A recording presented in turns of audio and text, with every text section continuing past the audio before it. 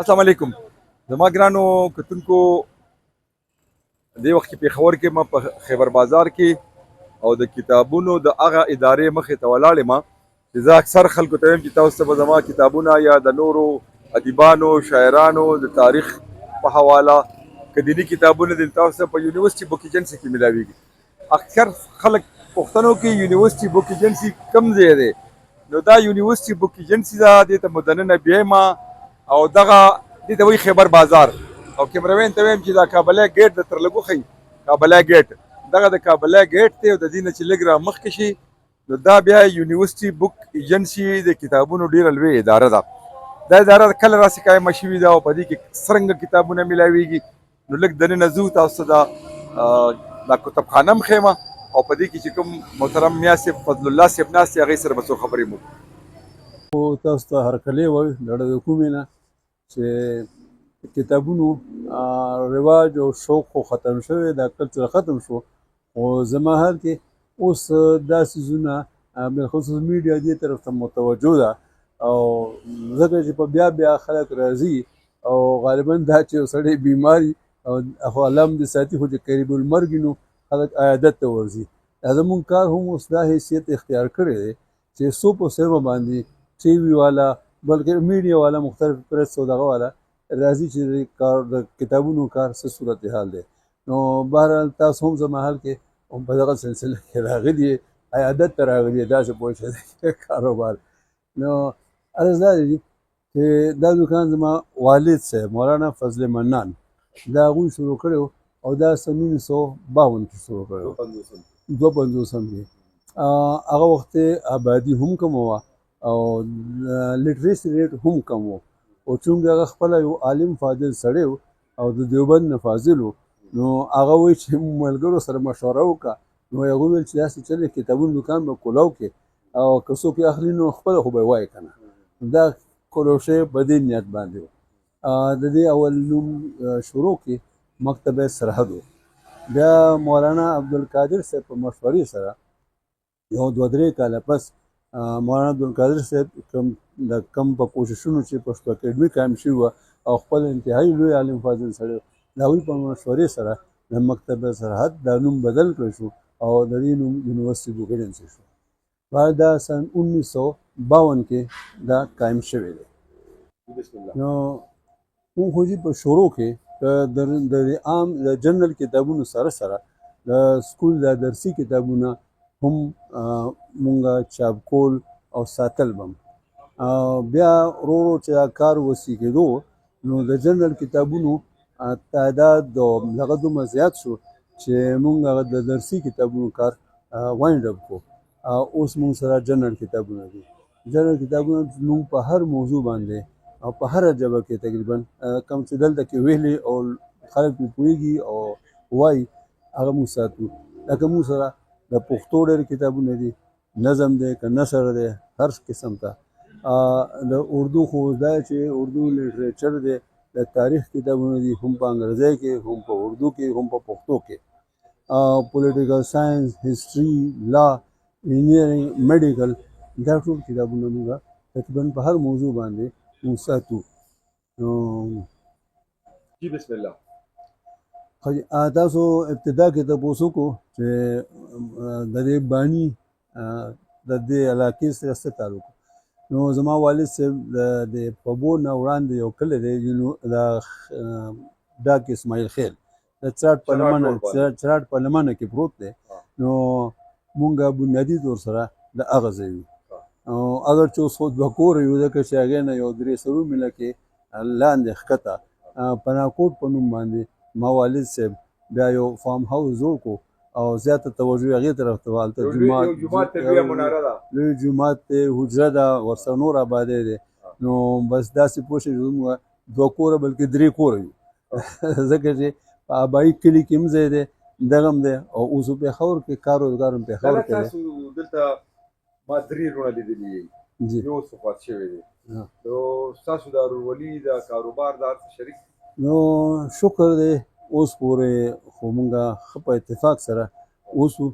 کاروبار هم بالکل شریک دی او هر کس د خپل ضرورت مطابق هم د دې دوکان نه پوره کېږي. ستاسو څو بچي دي د دې نورو وروڼو څو بچي دي او څه کوي مونږ اصل کې یو څلور وروڼه دي هغه یو ورور مې چې هغه خو کاروبار کې دومره دلچسپي نه لري هغه بس کور او جماعت پورې محدود دی ځان یې دین ته وقف کړی دی باقي درې وروڼو کې زموږ یو کشری ورور چې هغه په دې دکان کې ډېر زیات پر کاروبار باندې پوهېدو په کتابونو باندې پوهېدو زموږ بدنصیبي وه الله دې هغه ته جنتونه ورکړي اوس نه یو 3 میاشتې وړاندې هغه وفات شو نو اوس مونږ دوه وروڼه یو بهرحال مونږ کوشش کوو چې هغه معیار برقرار وساتلی شو خپله خواري کوو یا صرف تاسو د دکان چې دی دا خو ډېر لوی ایریا کې پروت دی نو آیا دا دکان ستاسو د جایداد چې دی خپل دی که د کرایه دی او بیا د دې نه علاوه دا راته ووایي چې زه وینم اکثر دا شاګیان صاحب ووینم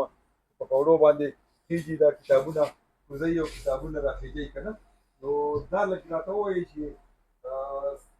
لپاره هم ستاسو د دې دکان برخه ده او که څنګه دا دکان اصل کې د ټرست پراپرټي د اسلامي کالج دی اسلامي کالج چې قایم شو نو خلکو دې ته خپل جایدادونه وقف کړو دا هم د هغې وقف شوي جایداد یوه حصه ده او موږ سره دا چت هم دی دا خو داسې پوه شئ زموږ شوروم دی او بهرحال موږ سره کتابونو کم سټاک چې دی لکه ستاسو کتاب دی تاسو موږ ته 20 کتابونه پرېږدي دی نه ټول موږ دلته په المارۍ کې نشو کېښودی نو موږ ته سټور کېدونو بره زموږ په دې دویم چت باندې زموږ سټور دی هغې کې څه تاسو د خپل روزګار نه مطمئن یې او نن سبا حالاتو کې کتاببیني ختمه شوه څه خلک وي سوشل میډیا راله بیا هم چې کم خلک د کتاب شوقیان دي او بل ځینې څیزونه داسې دي تا ته د کتاب نه بغیر نه ملاویږي کوم قسمه کتابونه زیات خرڅېږي د کتابونو رجحان خو دي د وخت سره سره بدلیږي لکه څه وخت چې لکه ما تاسو ته عرض وکړو چې شروع کې موږ د درسي کتابونو کار زیات وسو وخت سره سره چې دا څنګه د موضوعات کې تنوع راتله او ویرایټي راتله نو هغسې مونږ بیا دا چونکې زیاته وسیع شوه نو دا ممکنه نه وه چې درسي کتابونه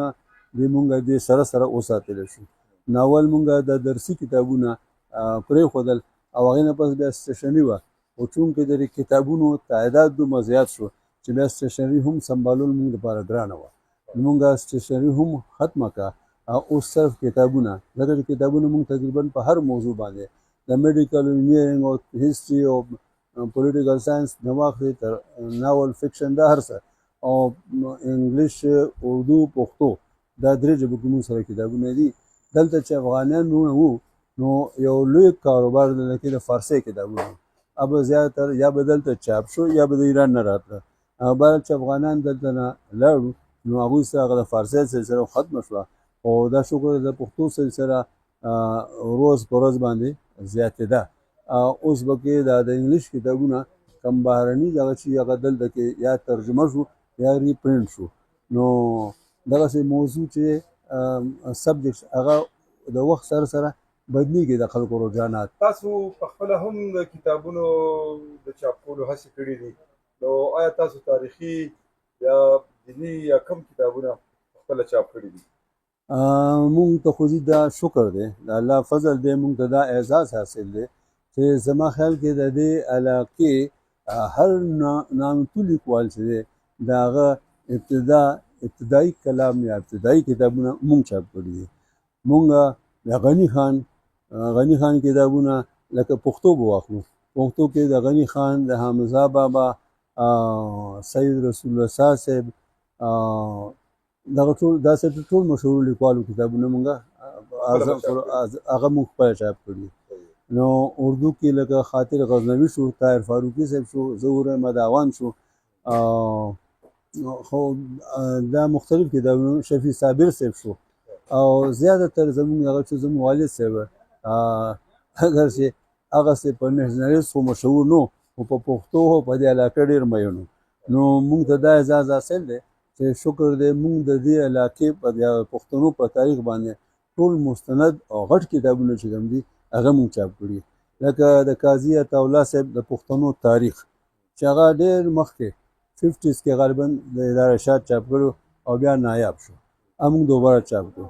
تاریخ مرصع د خوشحال بابا ډیری دي افضل خان لیکلی هغه مونږ چاپ کړو. پښتانه د تاریخ په رڼا کې بهادر شاه ظفر کاکا خیل لیکلی دی، هغه مونږ پښتو کې هم چاپ کړو، د هغې اردو ترجمه هم مونږ چاپ کړه. همدغسې تاریخ صوبه سرحد په اردو کې چې شفیع صابر صاحب لیکلی و هغه مونږ چاپ کړي ده. نو مختصر دا چې د دې علاقې یو کتابونه درته ښیي، یو د حمزه بابا نقش حیات دی چې نایاب دی نشته، بل قاضي عبدالحلیم اثر افغاني یو کتاب لیکلی او ایوب خان ورته چاپ کړی و، هغه د اولیاء کرامو په باره کې دی. جی د عبدالحلیم اثر صاحب چې کوم لوی غټ کتاب و د اولیاء کرام باره کې روحاني رابطه او تړون هغه مونږ چاپ کړی دی او په 2 جلدو کې دی. او وړاندې خو غالبا چې د رشاد سرحد چاپ کړی یا ایوب خان تاسو چاپ کړی بره بیا نایاب شوی او هغه مونږ سره ملاویږي په 2 جلدو کې. نو دغه هغوی بایوګرافي خو مونږ نه هغه کړي څه مونږ د وړاندې چاپ شوی او بعد د هغوی چې کوم شهرت دی د هغوی د غزلو په وجه دی او د هغوی غزلې چې دي نو هغه مونږ ټولې غزلې د ټولو کتابونو هغه مونږ په یو جلد کې چاپ کړي دي. تاسو به وښیم تاسو کتی شئ. او د غني خان لټون ما تاسو اجمل بابا ټول کتابونه چې مونږ چاپ کړي. نو دلته مقامي څومره چې لوی لیکوال دي نو که د اردو که د پښتو مونږ ته دا اعزاز حاصل دی چې نه صرف د هغوی کتابونه مونږ چاپ کړي بلکې دا دغه خو دا ډېرو کسانو خپل هغه کې لیکلي دي چې دا صرف د علم مرکز نه بلکې دلته کې به د پروفیسر سره د لیکوالو سره دلته سیاسي خلک به هم دلته کې د هغوی هم ناسته پاسته وه. او زما والد صاحب اگر چې په ظاهره خو مولا و عالم و د دیوبند فاضل و خو هغه شکر دی ډېر لیبرل و او تاسو یقین وکړئ چې به یک وخت هغه لکه د اجمل خټک سره ناسته پاسته وه مفتي محمود صاحب به هم دلته کې ناست پاست و او دغسې غني خان به هم دلته ناست پاست و چې ښه لیبرل سړی. اجمل صاحب خو بالکل په دعوې راتله تر مرګه پورې تر وفاته پورې هغوی بیا راغلي دي. نو د هغوی ته خو به چې چا وویل چې ستا کلام چاپ کړو ویل به زما قلم د مولانا دی هغه نه اجازت والی زما په اختیار نشته. نو دغه زما عرض دا و چې دا شکر دی چې څومره د لوی لیکوالو وی آی پیس چې هغوی دلته کې ناسته پاسته وه او د هغوی کتابونه د هغوی لیکونه مونږ چاپ کړي. یمون د ظهور احمد اوان چې لا سټوډنټ و همونږ ته خپله کیسه کوي چې ما چورنۍ کتاب ولیکلو نو ما مولانا صاحب ته وویل هغې وکړه ته ما ته ویل چې خپله یې لیکلی وایي ما لو نو وایي چې زه ستا د حوصله افزایۍ لپاره به زه چاپ کړم. میا صاحب د برق صاحب دا کوم چې په پښتنو تاریخ لیکلی دی خلک تپوس کوي دغه کتابونه تاسو سره دا مونږ سره ټول شته د هغوی کتابونه مونږ ساتو بلکې د هغوی اوس آخري کتاب چې پښتنو شجرې یا شخړې دا مونږ خپله چاپ او دې نه علاوه د پښتنو اصل نسل دا 3 جلدو کې هغه هم مونږ چاپ کړی. تاسو سره موجود شته؟ مونږ سره شته. مونږ نه ډېر خلک تپوسونه کوي چې بیا ورته وایي چې یونیورسټي په کې شته. مونږ سره ډېره مننه. دا صاحب ډېره مننه، خوشحاله اوسئ.